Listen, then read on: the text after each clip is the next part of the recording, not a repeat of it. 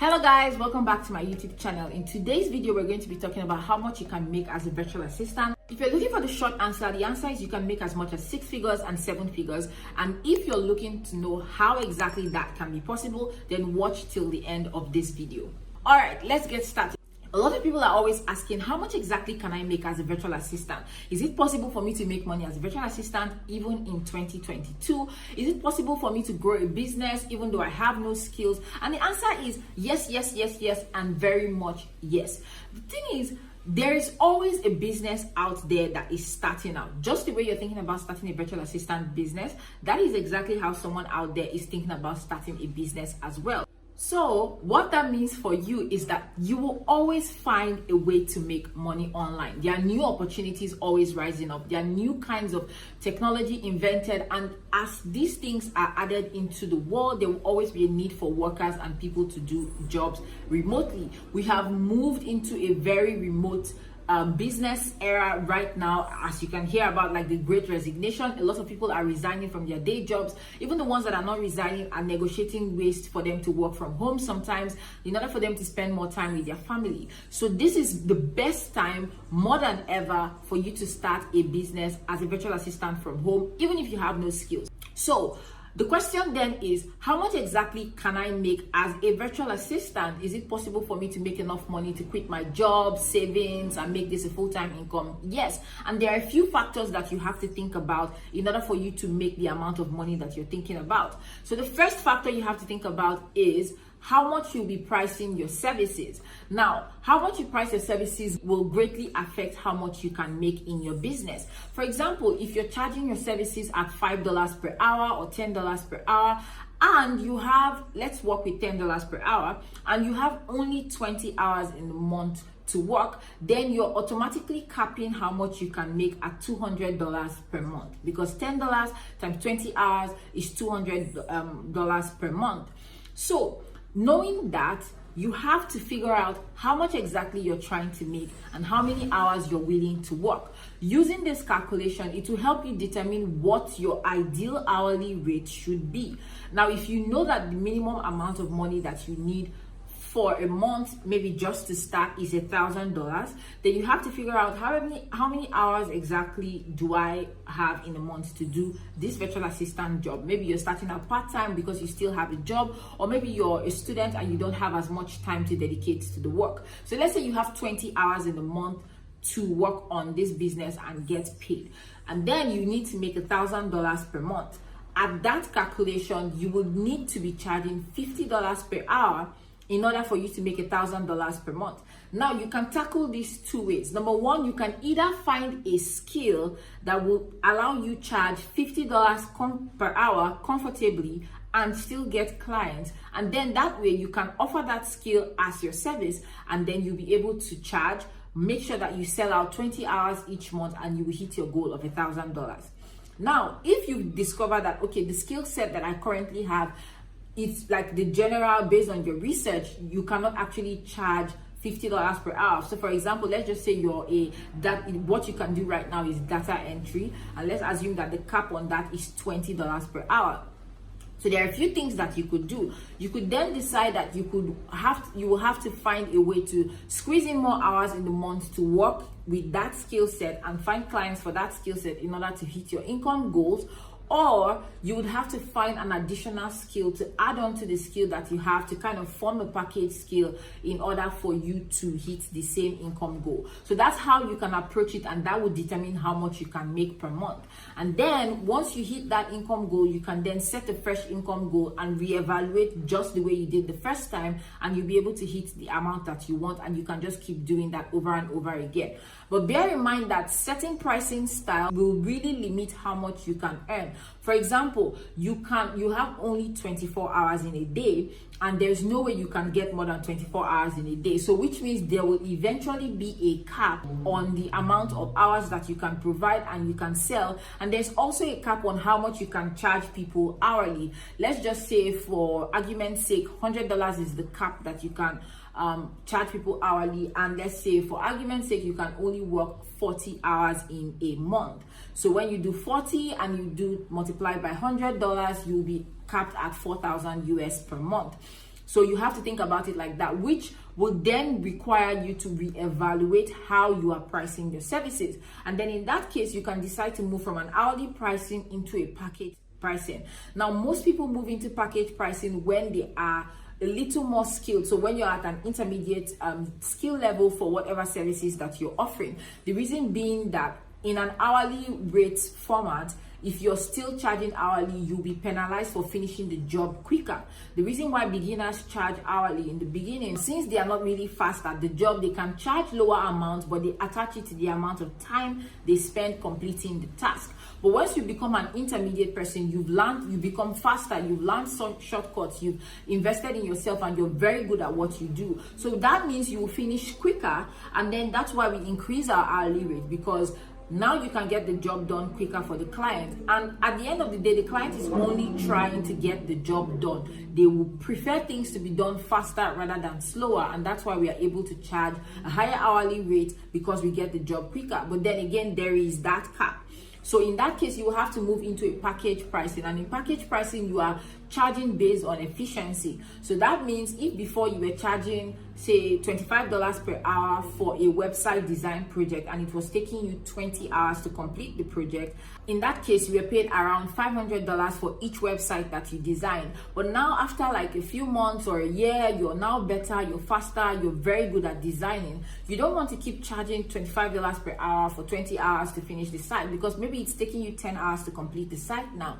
You can now decide that your website design package will cost $1,500, and that's a flat price. Then you determine what the deliverables are for that particular website design package, and then you tell the client, I'll get your website design package, 5 pages, we'll do your SEO, we'll get it completed in 2 to 4 weeks, and you pay $1,500. Now for the exact same website that you were charging $500 for, you are now charging $1,500, and automatically your profit increases.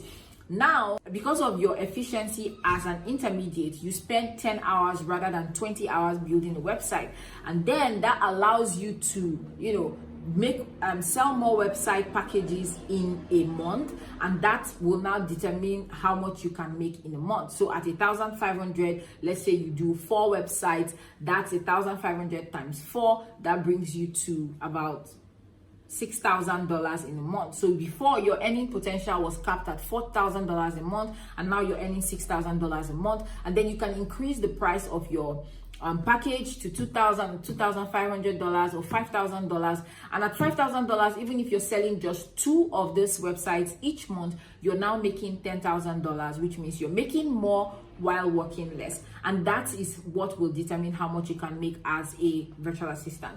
Now, the second thing that will really determine what will make how much you can make as a virtual assistant is the skill set that you offer. This ties in very much with the pricing, because again, depending on the kind of skills and services that you're offering, it will determine what the amount cap can be. So I'm just going to use something outside of the virtual assistant industry. But for example, a lawyer can bill $2,000 per hour, and that's when he wants to bill hourly. But as a virtual assistant, I don't think it's possible for you to charge $2,000 per hour. At least nobody is going to like consciously pay you hourly for it. Like you say, I'll put you on an hourly tracker, $2,000 per hour. It will be very difficult to sell. But if you're offering certain skill set, you can greatly increase how much you can charge. So let's say you're a social media manager, and you initially started out by creating content for the client. You post, you schedule, you repurpose, and that's what you were doing as a social media manager. Then you can, in addition to your social media management, you can now add social media strategy, which involves not just taking whatever the client has and creating content for it, but actually creating an overall business and brand strategy for your client, so that they are not just posting for the sake of posting or just getting followers, but it ties into all of their marketing, their finances, their sales, in order for them to make more money. And then you can charge for your social media strategy. So let's say your social media packages start at $500, and the biggest package you have is $1,500, where you create all of the content for them for a month. You can now offer social media strategy as a one-off call, or maybe 3 calls or something like that for your client, and charge them 1,500 for one session where you go through all of their social media strategy. And now for one call, you're getting paid 1,500 on the dot. And then for the management aspect, you can put them on some kind of package retainer for say $1,000 a month, and then you work on them for their social media management. Now what that looks like for you is that if you get 3 clients for strategy in a month, that's 1,500 times 3, that's 4,500. And then if you get say another 3 clients for social media management in a month, that's an additional $3,000 in your bank account. So that brings it to 4,500 plus 3,000, that gives you 7,500. So that automatically increases your earning potential from previously, when you could only earn $1,000 a month per client per package that you sell. So that's how you can really see how much you can make by just adjusting the skills, the services, and the packages that you offer your clients. And that's what is going to be your own limiting factor. The other thing that ties in with the previous two is the problem that you solve. Now, the bigger the problem you solve, the more money you get paid for it. So one of the things that I was in big misconception for me growing up was I was always wondering why, like, the CEOs and the owners of a company who are sitting in an office with the AC, the nice desk, the window corner, and all of that, they drove the best cars. I always felt like all they do is just sit down and sign papers or stamp papers all day. And I kept wondering, why exactly do they get paid so much? And the answer is simple. The people that are much higher up in the business are doing daily tasks that affect the whole business. Now, they may not be the customer service, and yes, that part of the business is important. They are essential to making business decisions that determine whether the business will exist tomorrow. So because of the size of the problem that they solve, and also the rarity of the people who can solve that problem, that also affects how much they can charge. So that's something that you should think about. This problem that I am solving for my client, how much does it impact their business? So when you think about it like that, you can see why certain skills, certain packages, certain problems get paid for much more money than others. And sometimes the exact same skill that you're offering, or the exact same service that you're offering, may actually be solving a bigger problem than you realize. And your job is to be able to figure out how exactly you can tie that to a big problem for your client and pitch it to them so that they can see the value of that particular service and you can get paid more for it. And that's the difference between people who get paid $500 for website design and people who get paid $20,000 for the exact same website design. The difference is how they position it to their client. One person is saying, I'll build you a website on WordPress. You can have a website. The website will be there. People can go see your website. And the person who is charging $20,000 is positioning the website as brand authority, as marketing, as sales, as credibility, and just tying it everything together into the entire brand. And the client is like, whoa, I really need a powerful website that speaks to my clients and makes it a no-brainer for them to work with me. And they pay $20,000 on the spot for the exact same website which you can design, but they refuse to pay you $500 for it. So the problem that you solve has to be huge enough for the price tag that you are attaching to that particular service. So what I want you to do is to look at the service that you're offering right now. What problem does it solve? How else can you position this problem so that it has more value to the client? Now, this does not mean that you're lying to the client. It just means that sometimes you need to be able to articulate the value of the problem when it is solved so that your client can see how it is important.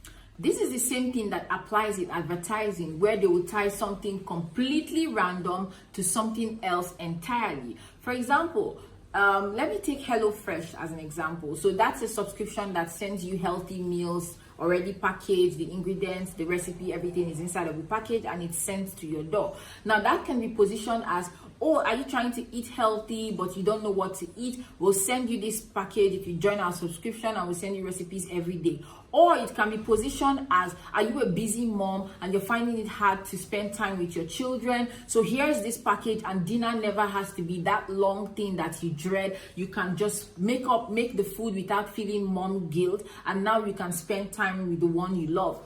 Same product, different packaging, different pricing, different messaging.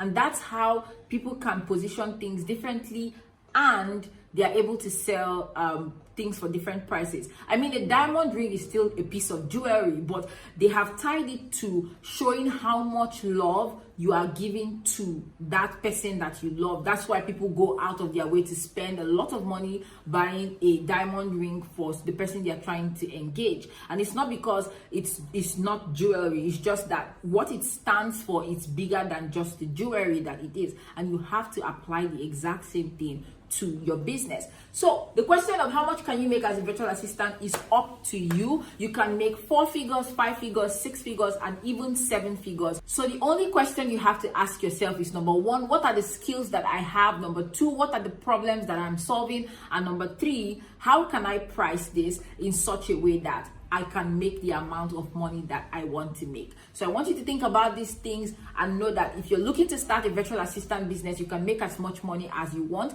And if you're looking for a step-by-step guide to help you start that business and grow it from scratch, from the ground up, the right way, without having to make all the mistakes that everybody is making or struggle like everybody else, then you want to check out my course that is launching soon. I'll leave a link in the description and you'll be able to sign up for the wait list so that you'll be one of the first people to be notified once we open the cart and you can join. So I'll be looking forward to seeing you there. Don't forget to like, subscribe, and I'll see you guys in my next video. Bye.